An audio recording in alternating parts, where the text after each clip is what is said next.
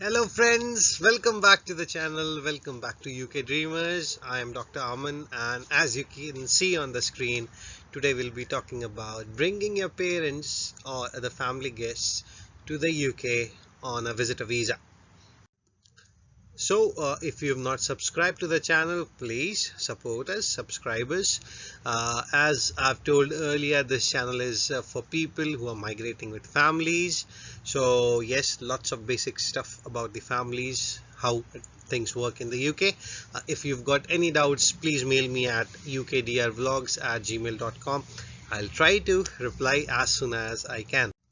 So today's video is about step-by-step guide for applying visa for parents oblique family guests.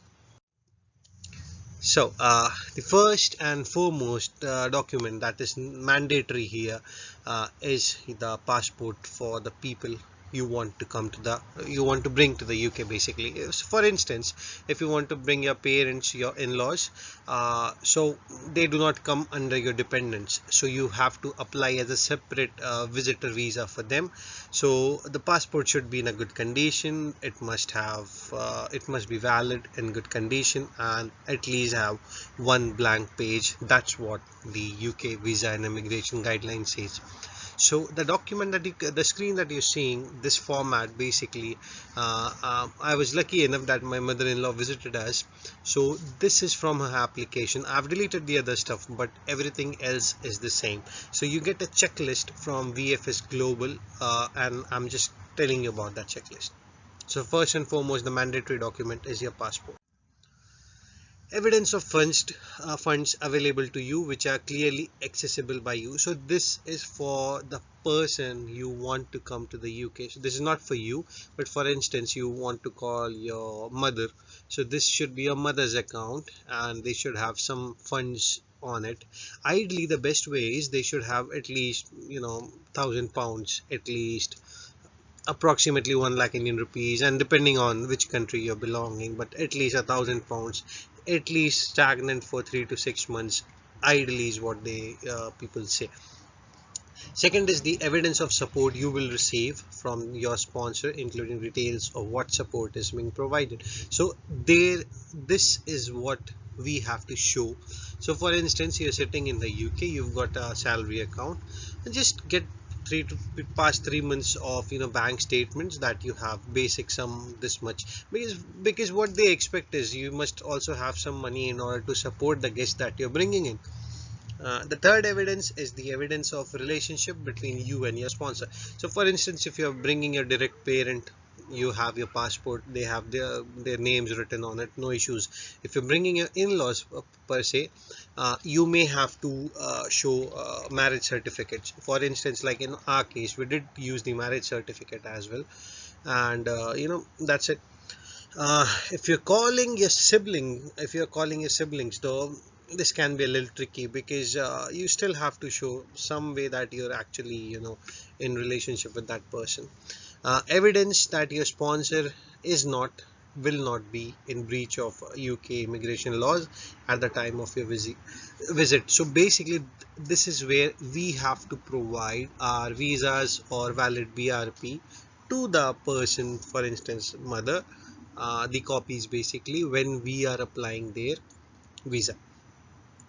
As you're visiting family or friends, we also need to provide them with a letter, like the permission letter they call it. And once you have all these basic requirements, your visa is never getting rejected. But for instance, you don't like give your visa, you don't give your BRP, you forget to give the letter, you do not have good adequate funds in the accounts, yours parents or your guest visa may get rejected, and it's very difficult. Once it's rejected, then you have to enroll again and all and all. So what you can see on the screen is basically an example of the letter that you need to provide along. So for instance, I, Dr. Aman Sharma, holder of such and such passport, residing in Highland Castle. This is not a real address. I would like to invite my mother-in-law, Miss GK, with passport number so and so. tell the time frame basically from when they are expected to come till what. So here your span should not be more than 180 days.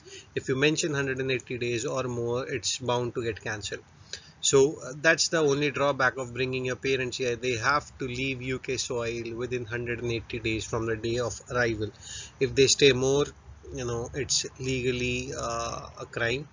So even if they come here, they still have to get it sorted and leave before 180 days from the day of arrival. You can have a look at the like letter format. Basically, there are many formats available on the internet. You can apply whichever way you want. I use this one, so it helped us.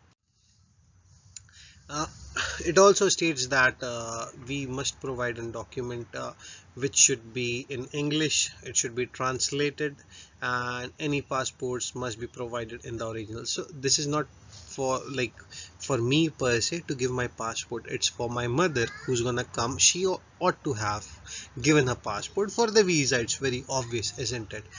So every document that I am going to provide should be usually in a A4 format. It should be usually clearly scanned, and it should not get, what to say, it should be clear. Basically that's the main concept here. So what I usually used in my case, it was the first and foremost was the certificate of sponsorship. I'll come to that next. So what are the other documents that you need? Okay, for instance, if it's always good to provide with the tenancy agreement, like the place where you're living. It shows that how big area you've actually rented in. So if you rented a 1 BHK flat and you're already with a family, you already got a kid, and then you call your parents or your guest, the immigration department is not very happy. So you must at least have a 2 BHK house if you're planning to call parents and you've got kids. Okay, 2 and above is ideally what is preferred. So for instance, you've got two kids already who are grown up, say 8 or 10 years, something like this, and then on top of it you're gonna call your parents. You must ideally have a 3 BHK property, hence and so forth. A letter from a landlord is also an added advantage, I would say. So in our case, I requested my landlord and he was kind enough that he gave us a letter. So it's clearly stated that he did not have any objections for the guest to stay at his property. That's it. Very simple. Other documents, as I was talking, please provide us an NHS ID, because working for the NHS gets you many advantages. Yes, one is that you're a legit worker in this country, so if you provide NHS ID, great. In case you're bringing your parents for some special reasons, like for in our case, we had requested our mother-in-law to support us with the childbirth. So yes, what we provided was my wife's pregnancy certificates, basically the ultrasonography and like what the checkups that she had here and the expected date of delivery, that basically. So it did help us a lot. Like people want to call their parents for convocations. If you are becoming members of fellows and you're getting convocated, yes, that's a very very strong reason. Other reasons, if you've bought a house, like you want to inaugurate your house, like whatnot, basically you need to have something on a pen and paper. So if it's well evidented, they would definitely accept it. So what are the things you need in a nutshell, if I were to ask you? So the first and foremost document which is very very important from your end to make sure that the application does not get rejected, supply your certificate of sponsorship, the one that you use to gain your visa. Second, supply your visa. Make sure that you scan your visa copy, your BRP. Okay, make sure that, as I said, you use your NHS ID. Make, like for instance, if you're bringing in mother-in-law and you are the primary, like for my case, I had to give my visa, my wife's visa, marriage certificate, and make sure that everything is correlated with each other. So I married my wife, Malki. So I had to bring her documents so that we can show the relationship between my wife and her mother, because I was the son-in-law who was doing all this application for her. So make, as I said, be very very sure that you know you're giving everything very very clearly. So as this slide says, that the document ticked in this checklist that I want to use as support of my application, these are best of my knowledge that these are genuine, and I understand that the commercial partner is not in charge of making any decision for the application, because it's eventually gonna be the immigration department. So before I finish the slides, what are the costs and expenditures that you're looking if you want to bring close family or your parents to the UK? So the visa charges for 6 month visa, which is ideally recommended, because if you are on a 2 year visa, please don't directly apply for a 2 year visa. Preferably go for a 6 month visa first, and then when the next time you get your visa extended, then apply for their 2 years, 5 years, depending on how much you want to spare. So the visa charges usually for a 6 month span is around £100, 10,000 Indian rupees, or like depending on whichever country you're applying from, but on an average it's around £100. Tickets are gonna cost about £500 to £600, two-way ticket. It's not mandatory, however, if you want a one-way ticket, you can bring them on a one-way ticket. That's not an issue. COVID test, like if you want to fly from any country to the UK, you have to apply for the COVID test. Apparently it's a relatively cheaper from our end, and once they go back, they also need to get a COVID fit to fly certificate basically. So that would be another £150, give or take, you know, some places around 100, some places around 150, it basically depends. So airport pickup and drop, it's very expensive here, friends. Like even if you use your own vehicle, so for instance, we stay in Midlands and I were to go to London Heathrow to pick them up, I would have to at least shell around 50 to 60 pounds for the petrol, diesel, whatever, and another 40 50 pounds for the parking. So that's expensive. That's what I'm saying. And once they come here, as per the current rule, they still have to get the COVID swab done on day 8, 2nd and day 8th, I guess. So that will cost you another £210. London trip, of course, if you're bringing your parents and you have to take to them London, nah, it's optional. But yeah, London is expensive. So if you're going with family for a 3 days trip, make sure it's gonna shell you out for around £1,000. And what do you want to pay for the health? Zero. Yes, NHS is free.